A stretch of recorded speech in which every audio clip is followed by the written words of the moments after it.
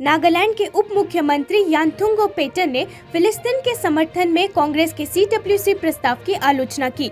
ANI से बात करते हुए यानथुंग पेटर ने कहा कि कांग्रेस ने हमास को समर्थन दिया। उन्होंने ये भी कहा कि यही कारण है कि नागालैंड के लोगों ने कांग्रेस को वोट देना बंद कर दिया है। कांग्रेस ने फिलिस्तीन का समर्थन करने का रुख अपनाया है, जिससे पता चलता है कि वो हमास का समर्थन कर रहे हैं।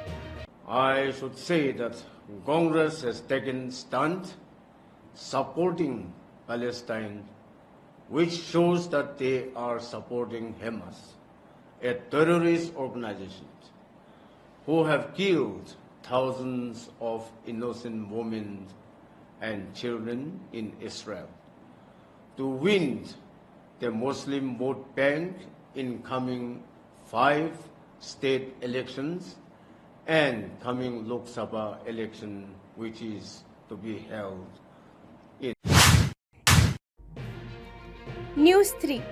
तमिलनाडु के नागपट्टिनम और श्रीलंका के कांकीसंथुराई के बीच फेरी सेवा के उद्घाटन समारोह में प्रधानमंत्री नरेंद्र मोदी शामिल हुए। इस समारोह को संबोधित करते हुए प्रधानमंत्री मोदी ने नागपट्टिनम और कांकीसंथुराई के बीच फेरी सेवा के शुभारंभ को भारत श्रीलंका संबंधों को मजबूत करने में एक महत्वपूर्ण मील का पत्थर बताया। उन्होंने भारत श्रीलंका के संबंधों पर कहा, भारत और श्रीलंका संस्कृति, वाणिज्य और सभ्यता का गहरा इतिहास साझा करते हैं।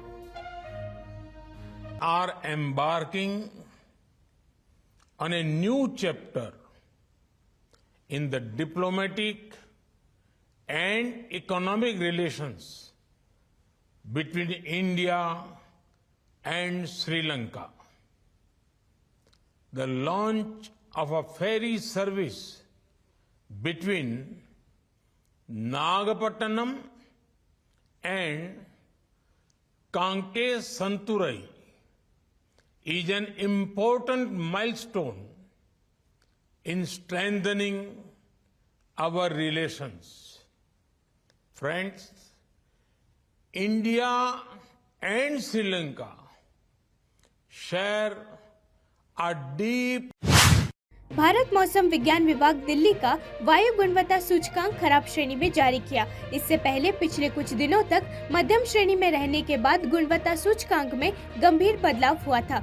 IMD के पर्यावरण निगरानी और अनुसंधान प्रमुख ने 13 अक्टूबर को कहा कि AQI सुधरकर मध्यम और संतोषजनक श्रेणी में आ सकता है, क्योंकि 15 अक्टूबर को राजधानी राज्य में बारिश होने की संभावना है। दिल्ली के एयर क्वालिटी इंडेक्स की स्थिति आपसे जानना चाहेंगे, क्योंकि पुअर कैटेगरी में अब वो आ गया है, तो अभी क्या चीज़ें चल रही हैं? कल air quality index poor category में रहा है दिन भर, और आज भी ये अभी एयर क्वालिटी इंडेक्स 237 है जो पुअर कैटेगरी में आता है। और आगे आने वाले समय में आज और कल ये पुअर कैटेगरी में ही बने रहने की संभावना है, लेकिन 15 तारीख के बाद क्योंकि बारिश के कुछ संभावना है, तो उम्मीद है कि एयर क्वालिटी इंडेक्स में भी अच्छा सुधार आएगा और ये वापस से मॉडरेट या सेटिस्फैक्ट्री कैटेगरी में आ जाएगी। इजराइल हमास युद्ध के 8वें दिन भी बमबारी, सामूहिक विनाश और रॉकेटों की बौछार जारी है। इजराइल हमास के बीच भीषण लड़ाई में हजारों लोग मारे गए हैं और बड़ी संख्या में लोग घायल हुए हैं। दर्जनों लड़ाकू विमानों और हेलीकॉप्टरों ने पूरा गाजा पट्टी में हमास के प्रमुख आतंकवादी ठिकानों पर हमला किया।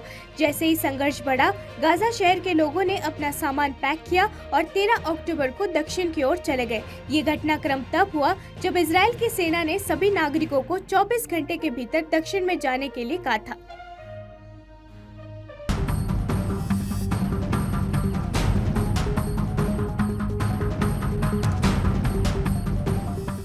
اللي العمل في اجدادنا بنعمل فينا اليوم، اللي بنعمل في سجاد اجدادنا زمان بنعمل فينا اليوم، بتهجرنا تهجير زمان بنعمل اليوم التهجير. عوادي غزة اتدمرت، ما ضلش حاجة، ما ضلش ايش انتكبنا، طلع ايش هذا حالتنا، هذا اللي صار فينا، هذا كل من ورا قاعد من ورا اسرائيل. حسب الله ونعم فيك، حسب الله ونعم فيك، الله ينتقم فيك يوم، يا الله يا الله ينزل غضبه هيك على اسرائيل كلها، دمرنا، كيف صارت هجرنا.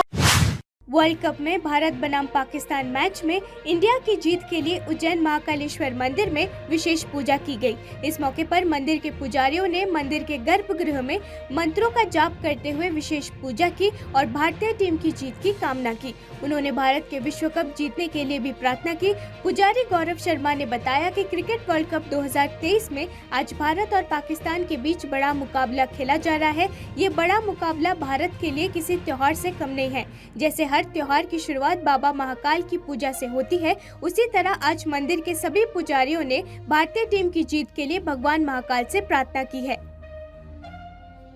काल में भारत और पाकिस्तान के बीच वर्ल्ड कप टूर्नामेंट का मैच होने वाला है, जिसके लिए आज महाकाल से प्रार्थना की गई कि वो भारत मैच जीते और वर्ल्ड कप में इस बार सुनहरा मौका है, क्योंकि भारत मेजबानी कर रहा है और ये वर्ल्ड कप भारत में ही रहे।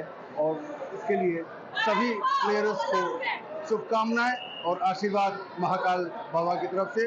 आज क्योंकि बहुत अच्छा दिन है, शनि अमावस्या है, तो आज बाबा महाकाल के शिखर पर ध्वजारोहण भी किया जा रहा है कि भारत इस बार वर्ल्ड कप अपने देश में लाए।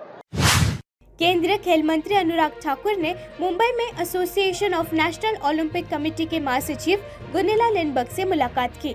भारतीय ओलंपिक संघ की अध्यक्ष पीटी उषा और कई वरिष्ठ खेल अधिकारी भी मौजूद थे। ये बैठक 141वें अंतर्राष्ट्रीय ओलंपिक समिति सत्र के मौके पर आयोजित की गई थी।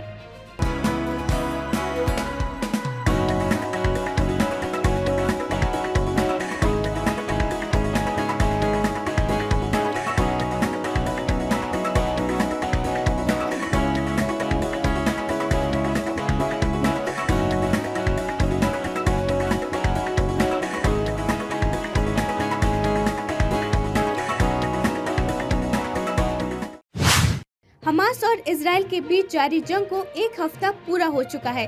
इस बीच इजरायली रक्षा बलों ने शनिवार को बड़ा दावा करते हुए कहा कि उन्होंने गाजा पट्टी में रात भर हवाई हमले कर हमास समूह के एक वरिष्ठ सदस्य को मार डाला है। द टाइम्स ऑफ इजराइल की रिपोर्ट के अनुसार इजरायल रक्षा बलों ने दावा किया है कि हवाई हमले में हमास के हवाई समूह के प्रमुख अबू मुराद की मौत हो गई है। इजरायली रक्षा बलों ने हमले में एक मुख्यालय को निशाना बनाया गया, जहां से आतंकवादी समूह अपनी हवाई गतिविधि को नियंत्रित करता था। द टाइम्स ऑफ इजराइल ने कहा कि अबू मुराद ने पिछले हफ्ते इजराइल में हमास के हमले के दौरान आतंकवादियों को निर्देशित करने में एक बड़ी भूमिका निभाई थी, जिसमें हमास के लड़ाके हैंग ग्लाइडर्स के जरिए इजराइल में प्रवेश किए थे।